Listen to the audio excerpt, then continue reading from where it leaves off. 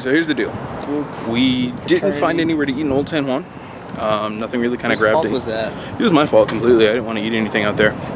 So, Hey, Mom. what we're gonna be doing, we just got back to the B&B. What we're gonna be doing is taking a walk down. There's a couple of nice places out there, not like exactly on. He's texting the lady, and so we're gonna go out there. We're gonna have ourselves a grand old time, and probably get some goddamn tacos, because who doesn't want some goddamn tacos? It might not be Tuesday, but there be tacos. Or burgers, I don't know. Maybe a taco burger, who knows? Enough with the fucking burger. Yo, this guy was like, earlier, hey, if we eat here, I'm probably just gonna grab a burger. Oh, hey, there's a Buns over there, let's get some burgers. Hey, we go home, wanna get some burgers? He wants burgers when you're in Puerto Rico. Why do you do this? Look, man, I said let's get more I felt like he was trying to tell me something, but I'm not sure what. At the same time, on the way home, we hit the G-spot. Looked like a nice little place. There's an ice cream place next door. There was like a club, like a cafe, like you eat there, and it's called the G-spot, and the G was on fire. If you can eat there, you have a very long tongue. Oh, either that or herpes. Ugh, not good eats. Okay, guys, so we're back in the room from day 2 of Puerto Rico. We are both burnt to hell, which you saw this morning when we were leaving. We're on our way there. We're driving around, trying to get out onto the highway, and so help me, we run into a chicken on the road. Now, if you're asking why the chicken crossed the road, I don't know. We had to go somewhere. We didn't stay to find out. I didn't ask him 20 questions. We didn't do that. Besides, he might have spoken Spanish. I don't want to get into some awkward dialogue. It was okay. The real thing, though, is I'm surprised it took us to day 2. I'm surprised we didn't drive in here and go, oh, mira, ahí hay una gallina. I feel a lot darker, and it might just be the light. But you guys will tell me in the comment section down below, how much darker has Drago got? Now, the real story I want to tell you guys. So we're walking through, we left Castillo de San Cristobal. We left there, and we were walking towards El Morro, going through the little like town that's like right there. We probably shouldn't have, but we did. And as we were going down there, I'm recording some of the stuff that's there. You guys would be like, what are you talking about? I didn't see any of that. So as I'm recording, this is crazy. This one dude approaches me, and he says to me, this is all in Spanish, I'm gonna translate for your benefit, because I love you guys, and I'm lazy, I didn't want to put subtitles underneath this shit. No, not at all. He says, hey, come here. I'm just like, oh shit, what's going on? And he's like, what are you filming for? And I go, I'm on vacation. Memories and stuff, just for us. He goes, I'm gonna need you to delete that. And I go, why? Like, why? He goes, because you caught our faces on there, and I don't want that. We don't want our faces on camera. And I go, I can respect that, that's fine. That's nothing new to me. So I get my camera out, and I'm going through and trying to delete the thing. And he's like, all right, I appreciate it. Feed me. I'm like, all right, he's like, you know, I appreciate that. We don't want anyone to know what we do around here, because we sell drugs. So you're telling me you don't know me from a hole in the head? I could be an undercover cop. Could. I'm not. I could be. You ask me to delete something, I go, okay. And then you tell me you sell drugs. I don't know if that was the gateway to be like, I mean, que drogas vende? Maybe I'll buy some. I don't know. Or if it was just so I could be like, oh, okay, I'm scared. I was just like, oh, okay, cool. You got to make money, bro. You got to make money. So I delete the video, and as I'm trying to delete this video, because I'm not used to deleting videos on this camera, this car drives by and passes behind us and stops, and he's buying drugs. And so the dude who I'm talking to, he calls over one of his buddies and he's like, hey, just make sure he deletes this video because he's got our faces on it. He's just deleting it real quick. I got to help this guy out. I'm like, oh my God, son. So then he tells me, he's like, look, this street right here, don't videotape, don't take photographs, none of that shit.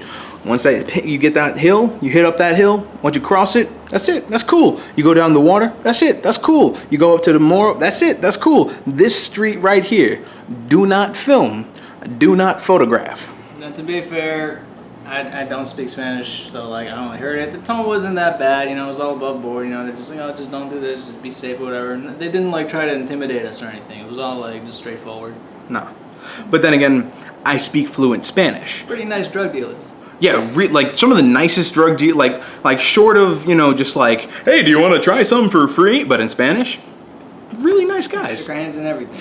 Dude, like legit, like when I said, like, you know, we parted ways, I was like, hey man, I didn't mean nothing by it. We're just, you know, passing through, just tourists basically.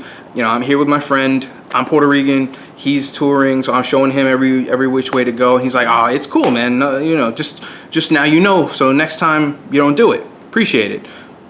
Dap, left. That was it. Some of the nicest drug dealers I've ever been, because that could have gone sideways on so many levels. It was a secluded street. Yes, it was brightly lit. It was middle of the day. It was like 1 o'clock practically, but we were in a place we don't know. There were like 5 or 6, 7, 8 people that we could see, and a lot more that we probably couldn't see. So that could have gone sideways. But thankfully it didn't. We were good. We kept on walking, and I'm tired of shit. We're sunburned. So as we're going back to the car, right before we got the pictures with, or Gil got the pictures with the parrots, I didn't want to. We passed this lady who speaks to us in English, and she's like, do you guys speak English? This really old short lady, and she's just wearing a sundress. Like that was it, sundress and flip flops, and she was carrying around these 2 little like sculptures, like shell sculptures, and she's like, in English, she's like, oh, I'm great. I'm glad you guys speak English, because I do. It feeds me. She's like, I'm gonna be straight with you guys. I'm gonna be honest. I'm 60 years old.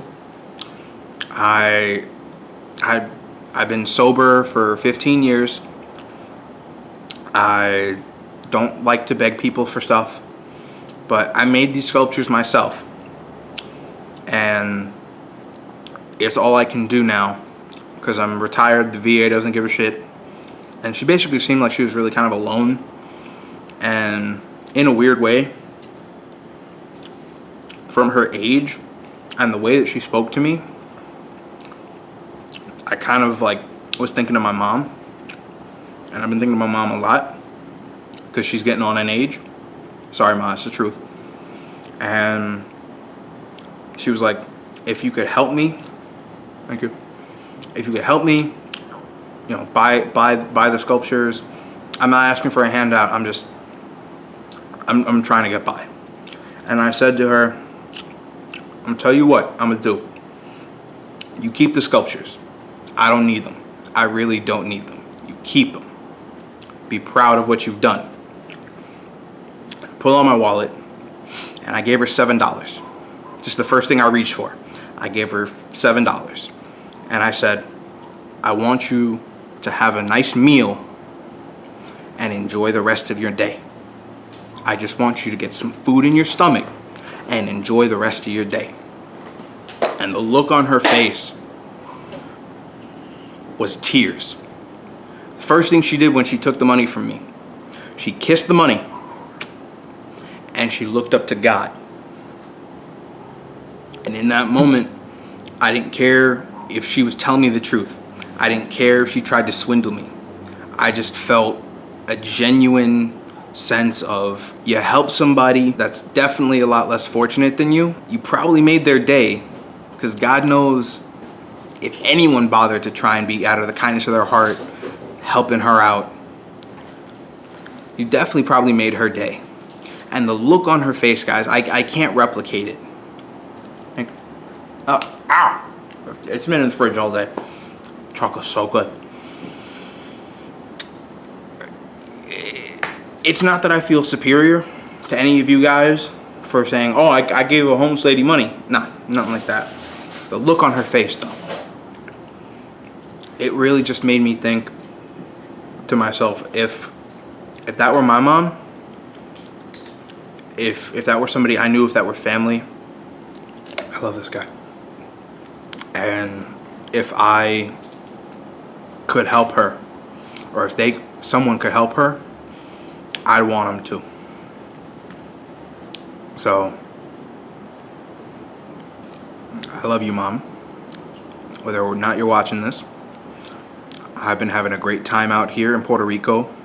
Sunburned, fatigued, tired, walking all. We ain't even started. That's the sad part. We ain't even started. I'm asleep like a baby tonight. We didn't even start. But thank you guys for watching. I hope you've enjoyed what I've shown you so far. And I hope you're looking forward to the next couple of episodes over the next couple of days, because I'm going to be recording it all just for you guys. So stay happy, team. Stay healthy. Go hug your mom if you can. And if you can't, go hug somebody meaningful in your life. Let them know you care. Let them know you love them. Thank you for being a part of my team, Team Dragonius. You guys mean the world to me. And I hope in some small way I can at least repay your viewership with entertainment. So until next time, guys, I'll see you on the next episode of whatever I do. Doodles.